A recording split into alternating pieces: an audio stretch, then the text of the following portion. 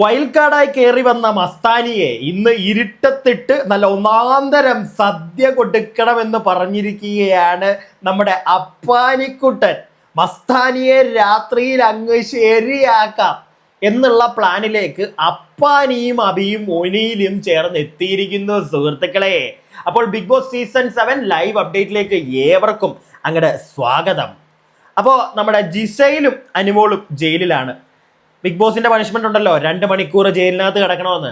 അകത്ത് കിടന്ന് ചേച്ചിമാർ രണ്ടുപേരും കുറേ കാര്യങ്ങൾ ഡിസ്കസ് ചെയ്യുന്നുണ്ട്. അനുമോൾ ഇങ്ങനെ സംസാരിച്ചുകൊണ്ടേ ഇരിക്കുകയാണ്. അനുമോളുടെ സൈഡിലെ കാര്യങ്ങളൊക്കെ ഇങ്ങനെ പറഞ്ഞുകൊണ്ടിരിക്കുന്നു. ജിസയിൽ എല്ലാം കേൾക്കുന്നുണ്ട്. ഇപ്പൊ രണ്ടുപേരും ഒരു ബ്രേക്ക് എടുത്ത് ടോയ്ലറ്റിലൊക്കെ പോകാൻ വേണ്ടി മാമൻ പറഞ്ഞു, അപ്പാനിക്കുട്ട ഇറക്കി വിട്, രണ്ടുപേർക്കും ടോയ്ലറ്റിൽ പോകണം, പക്ഷെ നോക്കിക്കോണം രണ്ടുകൂടെ മുങ്ങി നടക്കുന്നുണ്ടോ എന്ന് പറഞ്ഞിട്ട് അപ്പാനി വന്ന് ഇപ്പൊ രണ്ടിനെ തുറന്നിറക്കി വിട്ടിട്ടുണ്ട്.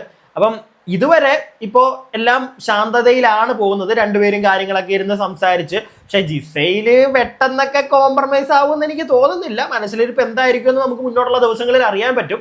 അപ്പൊ എന്താണെങ്കിലും കാര്യങ്ങളൊക്കെ സംസാരിക്കുന്നുണ്ട്. ജിസൈലിന് സത്യം പറഞ്ഞാൽ തലവേദന എടുത്തു തുടങ്ങി കേട്ടോ. ജിസൈൽ പറയുന്നുണ്ട്, പൊന്നനുമോളെ നീ എല്ലാം കൂടെ ഒരു ദിവസം പറയാതെ, ഒരാഴ്ചയില്ലേ, ഇനി ഒരാഴ്ച വൈകുന്നേരം 2 മണിക്കൂർ നമ്മൾ ഇതിനകത്ത് കിടക്കണം, മെല്ലെ മെല്ലെ കാര്യങ്ങളൊക്കെ നമുക്ക് സംസാരിക്കാം. അനുമോള് നിർത്തുന്നില്ല, അനുമോള് പറഞ്ഞുകൊണ്ടേ ഇരിക്കുകയാണ്. അനുമോളുടെ സൈഡ് മാക്സിമം ക്ലിയർ ചെയ്യാൻ നോക്കുന്നുണ്ട്. പ്രശ്നങ്ങളൊക്കെ കോംപ്രമൈസ് ചെയ്യണമെന്നുള്ളൊരു മൂഡിലാണ് അനുമോൾ ഇരിക്കുന്നത്. പക്ഷേ ഇതിനിടയ്ക്ക് അനുമോൾ പറഞ്ഞൊരു കാര്യമുണ്ട്. ഇത് നമ്മുടെ പ്രിയപ്പെട്ട അനുമോളുടെ ഫാൻസിന് അല്ലെങ്കിൽ വീട്ടമ്മമാർക്കൊക്കെ ചിലപ്പോൾ ഇഷ്ടപ്പെടും. പക്ഷേ എല്ലാവർക്കും അത് ഒരേപോലെ അങ്ങോട്ട് ഇഷ്ടപ്പെടുമെന്ന് എനിക്ക് തോന്നുന്നില്ല. അനുമോൾ പറഞ്ഞൊരു കാര്യമുണ്ട്, ജിസയിലൂട്ടി ഈ കിച്ചണിലൊക്കെ നമ്മൾ കയറുമ്പോൾ നമ്മൾ ശുദ്ധിയായി കുളിച്ച് പല്ലൊക്കെ തേച്ചിട്ട് വേണമല്ലോ കയറാൻ. എന്നിട്ട് കയറിയിട്ടാണല്ലോ നമ്മൾ എല്ലാവർക്കും ചോറും കറിയൊക്കെ ഉണ്ടാക്കി കൊടുക്കേണ്ടത്. അല്ല, അതാണല്ലോ അതിൻ്റെ ഒരു രീതി. എൻ്റെയൊക്കെ വീട്ടിൽ ഞാൻ അങ്ങനെയാണ് ജിസയിലെ.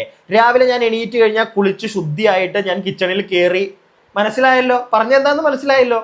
അനുമോൾ ഇങ്ങനെ ഒരു കാര്യം പറയുന്നുണ്ട്. അത് ഞാനതാ തുടക്കത്തിലേ പറഞ്ഞത്. ചിലപ്പോൾ വീട്ടിലെ ചേച്ചിമാർക്കൊക്കെ ചിലപ്പോൾ അനുമോൾ ഈ പറഞ്ഞതിനോട് ശരിയാണല്ലോ കുട്ടി പറഞ്ഞത്, അങ്ങനെയാണല്ലോ വേണ്ടത്. അതെ, ശരിയാണ്, തെറ്റാണെന്നൊന്നും ഞാനും പറയുന്നില്ല. പക്ഷേ ഇക്കാലത്ത് എല്ലാവരും അങ്ങനെയാണോ? എൻ്റെ ഒരു സംശയമാണത്. ഇപ്പോഴത്തെ ഈ 90s-നും 20s-നും ഒക്കെ അവരോട് രാവിലെ എണീറ്റിട്ട് കുളിച്ചിട്ട് മാത്രം ഫുഡ് ഉണ്ടാക്കി കഴിച്ച് അല്ലെങ്കിൽ ഫുഡ് ഉണ്ടാക്കി ബാക്കിയുള്ളവർക്ക് കൊടുത്താൽ മതി എന്ന് പറഞ്ഞു കഴിഞ്ഞാൽ നടക്കുന്ന കേസാണോ അത്?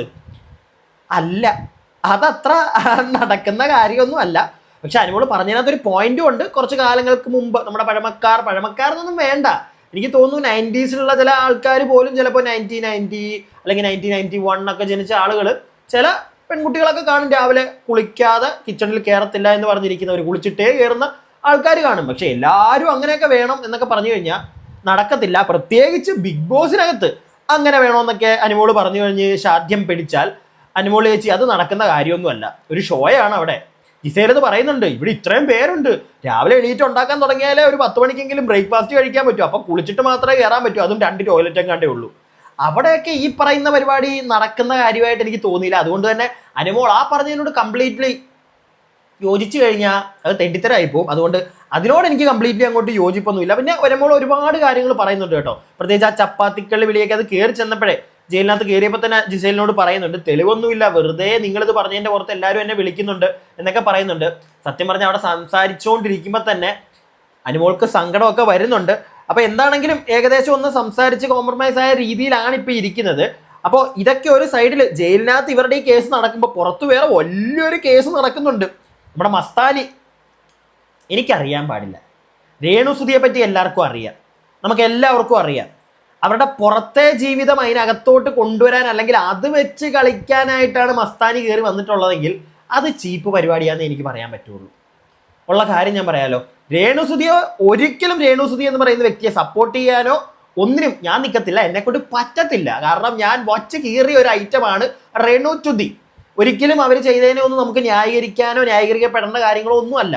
പക്ഷേ ഒരു ഗെയിമിലേക്ക് കയറി വന്നിട്ട് സുധി എന്ന് പറഞ്ഞ വ്യക്തിയൊക്കെ പിടിച്ചുകൊണ്ട് വന്നിട്ട് ഒരു ഗെയിമല്ലേ, ഒരു ഗെയിം കളിക്കാം, ഒരു സ്ട്രാറ്റജിക്കൽ മൂവാണ് മസ്താനി എടുത്തത്.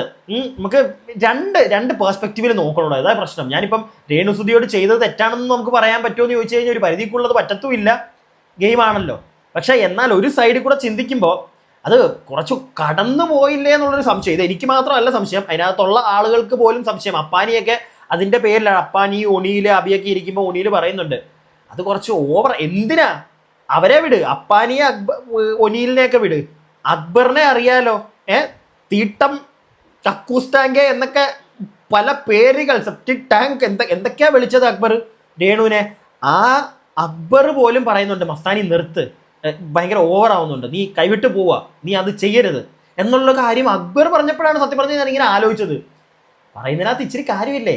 എന്തൊക്കെയാ മസ്താനി നല്ല രീതിയിൽ ഇരുന്ന് പൊട്ടിക്കുന്നുണ്ട്. പക്ഷെ മസ്താനി പറയുന്ന ഒരു കാര്യമുണ്ട് അതിന്റെ അവസാനം, രേണു നിന്നെ ആരും കാണുന്നില്ല, ഞാൻ കാരണം നിന്നെ ട്രിഗർ ചെയ്ത് 10 പേര് നീ ഇവിടെ ഉണ്ടെന്ന് അറിയട്ടെ, നിന്റെ ഒച്ച വരട്ടെ, നിനക്ക് ക്യാമറ സ്പ്രൈസ് കിട്ടട്ടെ എന്നൊക്കെ പറയുന്നുണ്ട്. പക്ഷെ റേണുവിന് അതൊന്നും വേണ്ട, റേണുവിന് ക്യാമറ സ്പ്രൈസ് ഒന്നും വേണ്ട.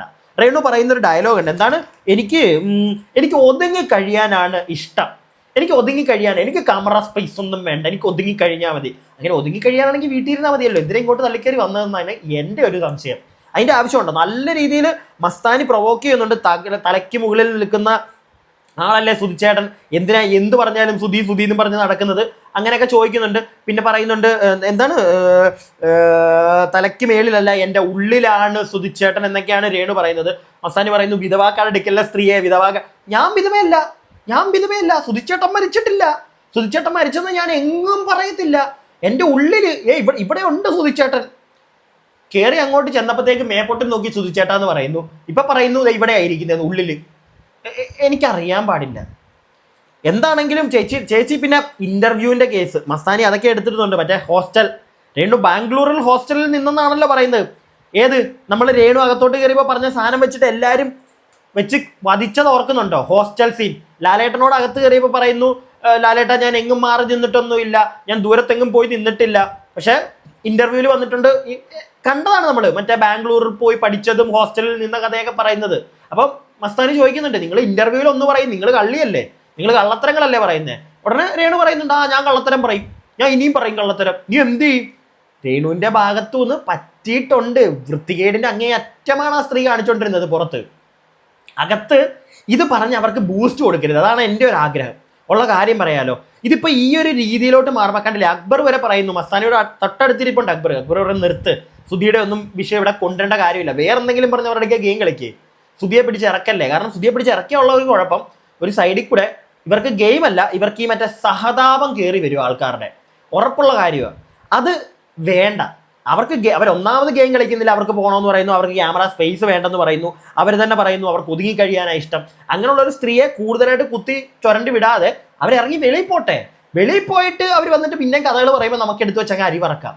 അല്ലാതെ ഒരുപാട് ആളുകൾ കാണുന്ന ഒരു ഷോയിൽ ഒരിക്കലും അർഹതയില്ലാത്ത ആ സ്ത്രീ സഹതാപത്തിന്റെ പേരിൽ, ഞാൻ അതാണ് പറയുന്നത്, സഹതാപത്തിന്റെ പേരിൽ അവർ നിന്നു പോകും അവിടെ.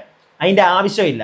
അതുകൊണ്ട് മസ്താനി ആ ചെയ്തതിനോട് എനിക്ക് എതിർപ്പുണ്ട്. അതുകൊണ്ട് മാത്രം മസ്താനി ആ ചെയ്തതിനോട് ഞാൻ എതിർക്കുന്നു, നല്ല രീതിയിൽ എതിർക്കുന്നു. അതിന്റെ ആവശ്യമില്ല. അങ്ങനെ ചെയ്താൽ ആ സ്ത്രീക്ക് ഒരു സൈഡിൽ കൂടെ ഇമോഷൻ ഒരു സാധനം കിട്ടും ആൾക്കാരുടെ നിന്ന്.